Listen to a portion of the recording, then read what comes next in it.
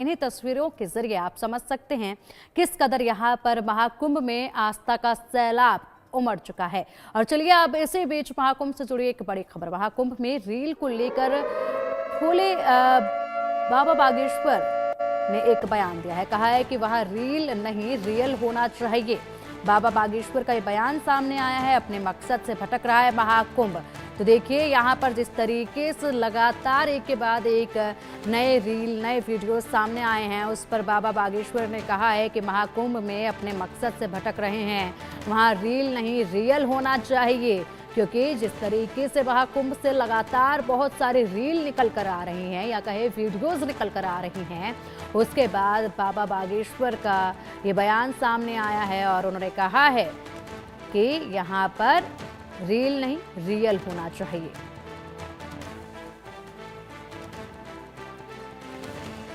महाकुंभ किसी के वायरल होने की जगह नहीं है। वहाँ रील नहीं रियल होना चाहिए, क्योंकि महाकुंभ से लगातार अनेकों वायरल वीडियोस सामने आ रही हैं। अगर बात करें हम वहाँ पर खूबसूरत साध्वी की, वो वीडियो निकलकर सामने आई। अगर बात करें हम वहाँ पर आईआईटी वाले बाबा की, वो वीडियो निकलकर सामने आई। बात करें हम रुद्राक्ष वाले बाबा की, या बात करें हम माला बेचने वाली जो लड़की है उसको लेकर, जिसकी खूबसूरती के कसीदे लगातार पढ़े जा रहे हैं और ऐसे में लगातार उसकी खूबसूरती की वीडियोस चर्चाओं में हैं और सोशल मीडिया पर वायरल हो रही है। ऐसे में यहाँ पर बागेश्वर धाम वाले बाबा धीरेन्द्र शास्त्री ने ये कहा है कि महाकुंभ में रील नहीं रियल होना चाहिए। महाकुंभ में जनता भटक रही है। महाकुंभ जो है अपने मकसद से भटक रहा है। महाकुंभ का जो असली महत्व है वो सामने रखा जाना चाहिए। महाकुंभ की जो असली गाथा है वो जनता के समक्ष रखना चाहिए। लेकिन महाकुंभ से अलग अलग वीडियोस वायरल हो रही हैं। महाकुंभ जो है वो आस्था का विषय है एक, और उस पर आस्था को लेकर ही बात करनी चाहिए। लेकिन महाकुंभ से जिस कदर एक के बाद एक कई वीडियोस वायरल हुए हैं, उसके बाद से लगातार ये प्रतिक्रियाएं और भी कई जगहों से सामने आई और ऐसे में अब बागेश्वर धाम वाले बाबा ने भी यही प्रतिक्रिया दी है। वायरल का विषय नहीं है महाकुंभ। ये जो भी चल रहा है हमें तो नहीं उचित लग रहा है, हम इसके खिलाफ हैं। महाकुंभ में वायरल का विषय नहीं है। महाकुंभ आस्था का विषय है। महाकुंभ संस्कृति का कुंभ है। महाकुंभ कल्चर को बढ़ाने का, कल्चर को समझने का, किसी को वायरल का नहीं है। हमने पूर्व में ही कहा कि रील के लिए नहीं, रियल के लिए जाना है। वहां अभी जो ये जो दो तीन चीजें चल रही, कहीं ना कहीं वो मेन मुद्दा से महाकुंभ भटक रहा। चाहे वो किसी बच्ची के खिलाफ कहा जा रहा हो, चाहे वो किसी व्यक्ति के खिलाफ या उसके पक्ष में या उसके बारे में। महिमा मंडन ने एक दिन कर दिया, बस हो गया। मेन जो महाकुंभ पर होना चाहिए विचार विमर्श, विचार विमर्श इस बात पर होना चाहिए कि सनातन कैसे बचेगा, हिंदुत्व कैसे जगेगा, हिंदू राष्ट्र कैसे बनेगा, और जो हिंदू नहीं है उनको घर वापसी कैसे कराई जाए जो धोखे से चले गए। चाहे वो इस देश के इस्लाम में हो, वो भी हिंदू हैं, चाहे वो ईसाई हो, वो भी हिंदू हैं। इस पर काम होना चाहिए, इस पर फोकस होना चाहिए। लेकिन हम जा रहे हैं, हमने प्रण ठाना है, वहां पर हम एक कार्यक्रम कर रहे हैं। उसका संकल्प है हिंदू जगाओ, हिंदुस्तान बचाओ। तो ये बयान आपने सुना पंडित धीरेन्द्र शास्त्री का। तो वहीं दूसरी तरफ महाकुंभ मेले में रुद्राक्ष की माला बेचने वाले इंदौर की मोनालिसा का मेकओवर हो रहा है। एक ब्यूटी सैलून में मोनालिसा का प्रॉपर मेकओवर किया गया। दरअसल मोनालिसा ने अपने सांवली सूरत और खूबसूरत आंखों से हर किसी का मन मोह लिया। इंडिया न्यूज से बात करते हुए मोनालिसा ने कहा था कि लोग परेशान करते हैं, फोटो खींचते हैं, उसे ये सब नहीं पसंद है, क्योंकि वायरल होने से पेट नहीं भरेगा।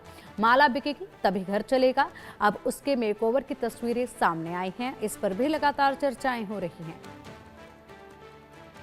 क्या सोचा है मोनालिसा, आगे क्या सोचा है? आगे क्या सोचा है? अगर जो किस्मत में होगा होगा। फिल्म स्टार की तरह फेमस हो गई हो तुम, लोग तुमको फोटो खिंचाने आ रहे हैं। तो उनमें क्या मिल रहा है मुझे भैया?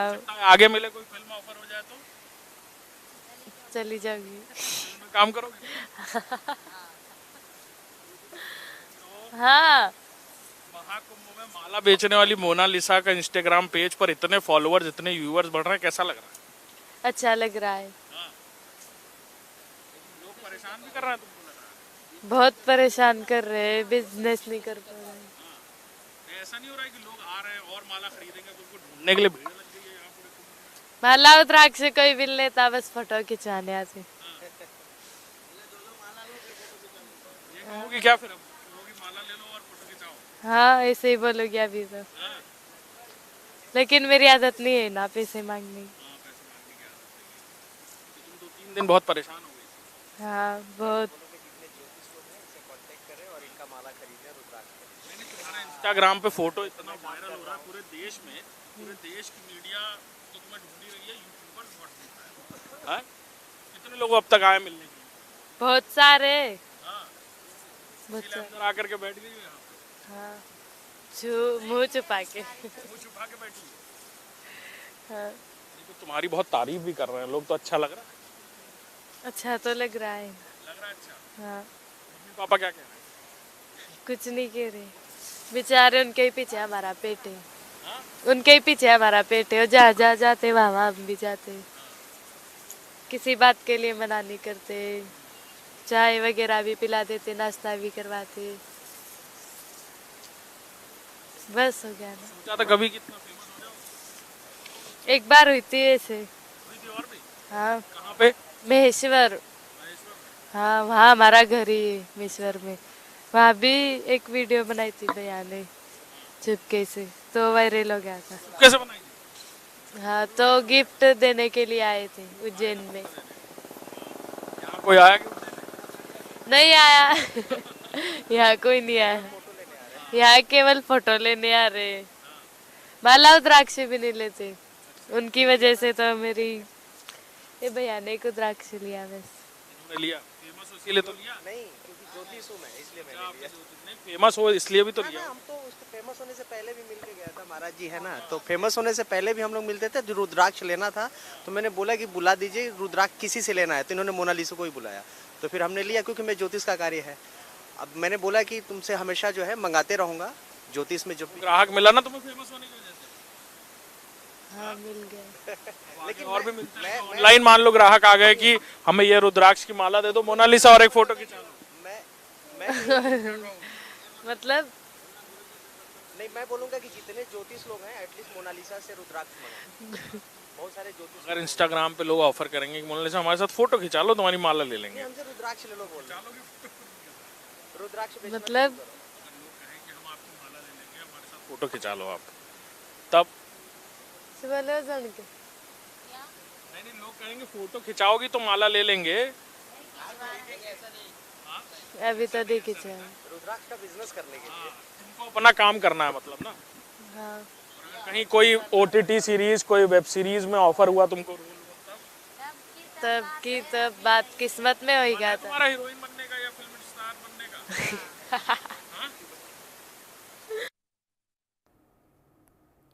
महाकुंभ में पुरी के शंकराचार्य स्वामी निश्चलानंद सरस्वती भी पहुंचे। उन्होंने कहा कि मुख्यमंत्री योगी आदित्यनाथ और प्रधानमंत्री नरेंद्र मोदी की वजह से इस बार का महाकुंभ और भव्य दिव्य बन पाया है। सुनिए क्या कुछ और कहा उन्होंने। महाकुंभ का भव्य समागम चल रहा है। इस महाकुंभ के भव्य समागम में पहला शाही स्नान हो चुका है और अब दूसरे शाही स्नान का इंतजार सभी साधु संत कर रहे हैं। इस समय जहां पर हम हैं वो पुरी के पीठाधीश्वर जगत गुरु शंकराचार्य निश्चलानंद जी महाराज जी। महाराज जी, पहला महाकुंभ का शाही स्नान हो गया, आप भी आए हैं, कैसा लग रहा है इस बार शाही स्नान करके, और इस बार का महाकुंभ कितना भव्य और दिव्य है? 12 वर्ष की अवधि में एक कुंभ सामान्य नियम, 12वां कुंभ हो जाए तो 144 वर्ष। इस दृष्टि से इस साल के कुंभ का विशेष महत्व है। 12 बार चक्कर, अगर 12 वर्ष में एक कुंभ है तो 12 वर्ष में फिर 12 कुंभ हो गए, 144 वर्ष। 144 वर्ष बाद ये योग लग रहा है, इसलिए इसका बहुत महत्व है। महाराज जी, 12 को 12 से गुणा करने पर 144 की सिद्धि होती है। महाराज जी, अब दूसरा शाही स्नान आने वाला है, मौनी अमावस्या का, इसके महत्व के बारे में बताइए कि क्यों इसका स्नान सबसे ज्यादा जरूरी होता है? हमने ये कहा कि तिथि विशेष में गंगा जी अपने स्वरूप को विशेष रूप से प्रकट कर देती हैं। तिथि का भी प्रभाव पड़ता है, इसलिए उस दिन स्नान करने पर, नियम पूर्वक स्नान करने पर अधिक पुण्य की प्राप्ति होती है। महाराज जी, कल मुख्यमंत्री योगी आदित्यनाथ आपसे आशीर्वाद लेने आए और वो जिस तरीके से इस महाकुंभ का समागम कर रहे हैं, कितना आप आशीर्वाद देते हैं और किस तरीके से उन्होंने इस महाकुंभ को एकजुटता करके रखा हुआ है? ऐसा है कि उनकी सराहना की जानी चाहिए, हम भी सराहना करते हैं। स्वयं उन्होंने कहा कि 30-35 साल से हम परिचित हैं और 30-35 साल से हम परिचित हैं, स्वयं उन्होंने कहा। उन्होंने तत्परता का परिचय दिया है, कोई नास्तिकता का नहीं, उपेक्षा का परिचय नहीं दिया है। बहुत ही सतर्क होकर और धन की दृष्टि से भी अर्थ, एक विशेष बात है, केंद्र में भी भाजपा है, प्रांत में भी भाजपा है, उधर मोदी जी भी सहयोगी हैं, टांग खींचने वाले नहीं, योगी जी भी बहुत भव्य आयोजन किया है, सब कुछ ठीक है। और यह बात दूसरी है कि परंपरा से नकली व्यक्ति भी, आतंकवादी भी शंकराचार्य बन के घूम रहे हैं। उन पे नियंत्रण तो न मोदी जी का है न योगी जी का है। तो उन पे नियंत्रण तो आप लोगों का भी हो सकता है। हमको क्या करना है, सुनो, अंग्रेजों के शासन काल में, मुसलमानों के शासन काल में कोई आतंकवादी शंकराचार्य बन के घूम रहे थे क्या? नरसिंह राव ने मेरे विरोध में एक आतंकवादी को शंकराचार्य बना घुमाना शुरू किया, फिर अटल बिहारी वाजपेयी जी ने उसको प्रश्रय दिया। अब मोदी प्रश्रय दे रहे हैं, योगी चाहते तो नहीं प्रश्रय देना, लेकिन दमन करने की क्षमता भी उसके नकी है। इस प्रकार से इनके द्वारा भी गुप्त रूप से पोषित है ही। हमको चुनौती देने में ही इन सबकी प्रज्ञा शक्ति, प्राण शक्ति का विलोप हो जाता है। लगातार आपको ही चुनौती दिया जा रहा है हर तरीके से। हम क्या चुनौती देंगे हमको? कोई आकाश में थूके तो थूक किसके ऊपर भाई? अपने ऊपर। अच्छा, आकाश को कोई मुष्टिका से प्रहार करे तो, हिमालय को करे अगर तो मुट्ठी टूट जाए, आकाश को करे तो मुट्ठी थक जाए। तो हम जो है सबको आत्मा स्वरूप और आत्मी मानते हैं। स्वप्न में भी किसी को ऐसा नहीं मानते कि हमारा सत्य है, सबको आत्मा स्वरूप आत्मी मानते हैं। बुरा मत मानना। और सच्ची बात है, सूर्य के द्वारा हमको तत्व ज्ञान प्राप्त है, गणित का विज्ञान प्राप्त है, 22 देवी देवताओं के द्वारा विविध विद्या और कला प्राप्त है। कोई टांग पकड़ना चाहे तो टांग पकड़ ही नहीं सकता है। क्यों? भगवान सूर्य के कोई टांग पकड़ना चाहे, उसकी दृष्टि में क्षमता नहीं कि भगवान सूर्य के टांग देख सके। जब टांग देखेगा नहीं, पाँव देखेगा नहीं तो खींचेगा क्या? तब तक जल्दी। एक सुनो, राधेश्याम खेमका कल्याण के संपादक थे, किसी ने उनको बहकाया, हमने कहा हमारी टांग दिखेगी तब तो खींचोगे, हमारी टांग दिख नहीं सकती। सूर्य भगवान के टांग तो होते हैं, कोई देख नहीं सकता है, टांग दिखे तब तो खींचेंगे क्या? हमारे टांग में सबके टांग हैं, हम सबको आत्मस्वरूप मानते हैं, किसी का हित सोचते भी नहीं, सबके हितैषी हैं, हितज्ञ हैं, हित करने में तत्पर हैं, जो संपर्क में आता हित भी करते हैं। इसलिए दुनिया, एक विचित्र बात, सज्जन जो हैं उनकी सज्जनता को प्रकट करने वाले दुर्जन होते या नहीं? दुर्जनों को प्रकट करने की फैक्ट्री सज्जन हुए या नहीं? और सज्जनों को प्रकट करने का काम दुर्जन करते हैं। दुर्जनों की दुर्जनता किस पर प्रकट होगी? एक दुर्जन दूसरे दुर्जन को एक चांटा मारेगा तो 4 चांटे लग जाएंगे। दुर्जनों की दुर्जनता को प्रकट करने के लिए सज्जनों की आवश्यकता है। सज्जनों की सज्जनता किस पे प्रकट होगी? दुर्जन बार बार यातना देगा फिर भी सज्जन कुपित नहीं होंगे। सज्जनों की सज्जनता को प्रकट करने वाले दुर्जन हैं, दुर्जनों की दुर्जनता को प्रकट करने वाले सज्जन हैं। इसलिए हम लोग मुस्कुराते रहते हैं, कितनी भी चुनौती हो। हम समझते हैं हमारी जो मेधा शक्ति है भगवान की दी हुई, उसी को तो व्यक्त करने के लिए सब आए हैं। इसलिए कोई हमारे टांग खींच नहीं सकता। हमारी योग्यता ही सब रूपों में टांग खींचने वालों के रूप में भी व्यक्त है। बिल्कुल। महाराज जी, एक अंतिम सवाल। आपने मुख्यमंत्री की तारीफ की, प्रधानमंत्री की तारीफ की, आपने बहुत सारे कुंभ देखे होंगे, आपने कई कुंभों में आप प्रतिभाग भी लिए। इस बार का कुंभ कैसा? 63 से कुंभ में आ रहे हैं। इस बार के कुंभ का आयोजन कैसा है और भव्यता है कि नहीं? तत्परता पूर्वक आयोजन किया गया है और जो अपने को जगत गुरु शंकराचार्य लिखते हैं उन पर एक पर नियंत्रण करना तो कठिन था, लेकिन अपनी ओर से कोई कोर कसर नहीं रखे गए। कोई हम धर्मनिरपेक्ष हैं ऐसा सिद्ध करने का प्रयास नहीं किया। खुल करके योगी जी ने काम किया है और वो शोषक नहीं है, घर भरने वाले नहीं हैं। जो कुछ उनके पास सामग्री है, प्रांत की निधि है, प्रांत के हित में उपयोग करते हैं, विनियोग करते हैं। बहुत अच्छी। ठीक है महाराज जी, बहुत बहुत धन्यवाद आपका महाराज जी। तो ये देखिए कि इस समय जहाँ पर मैं हूँ आपको दिव्यता भव्यता भी नजर आ रही होगी और यही महाकुंभ की सुंदरता और अलग ही समागम है। महाकुंभ में 9 साल की श्री जी कथा कर रही है ना ये हैरानी वाली बात। वो भजन भी गाती है, उनके धर्म को लेकर अपनी समझ है। सुनिए क्या कुछ कहना है। महाकुंभ का अद्भुत समागम चल रहा है। हर तरफ जब आप निकलेंगे तो एक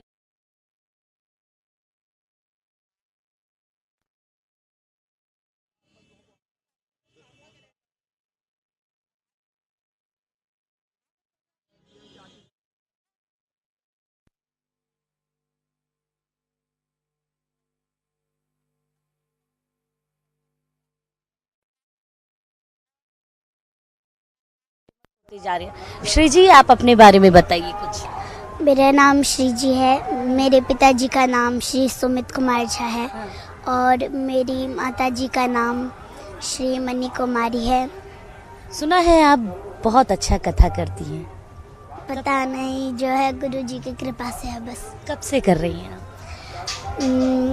मैं अभी महाकुंभ में 2-3 दिन पहले से कर रही हूँ। शुरुआत किया है।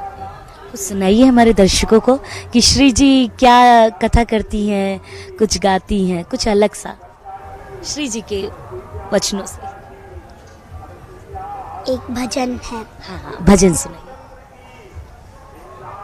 गोविंद बोलो हरि गोपाल बोलो, गोविंद बोलो हरि गोपाल बोलो, राधा रमन हरि गोविंद बोलो, राधा रमन हरि गोविंद बोलो।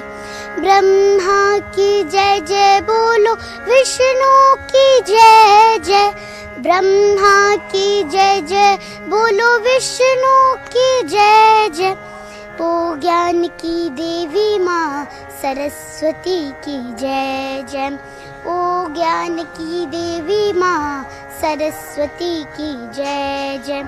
गोविंद बोलो हरि गोपाल बोलो, राधा रमन हरि गोविंद बोलो। राम जी की जय जय, लक्ष्मण जी की जय जय, राम जी की जय जय, लक्ष्मण जी की जय जय, भरत जी की जय जय, शत्रुघ्न जी की जय जय, भरत जी की जय जय, शत्रुघ्न जी की जय जय। जनक दुलारी सीता मैया की जय जय, गोविंद बोलो हरि गोपाल बोलो। वाह, आपकी आवाज बहुत ही मधुर है। संगीत कब से सीख रही हैं आप? अभी मैं संगीत 2024 से सीख रही हूँ। बहुत ही कम समय हुआ है आपको सीखते, और इतनी मधुर आवाज कैसे आ गई आपके यहाँ? पता नहीं। कुछ भजन वजन सुनती थी माता पिता से? मतलब हम लोग घर पे बैठ के साथ में कीर्तन करते थे। अच्छा, पूरे परिवार के साथ में कीर्तन?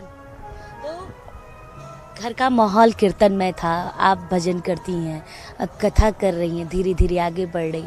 पढ़ाई क्या कर रही हैं आप? मैं पढ़ाई भी करती हूँ गंगा सरस्वती शिशु मंदिर फॉरबिसगंज में मैं रह के पढ़ाई करती हूँ, और मैं गोविंदपुर प्रतापगंज सुपौल जिला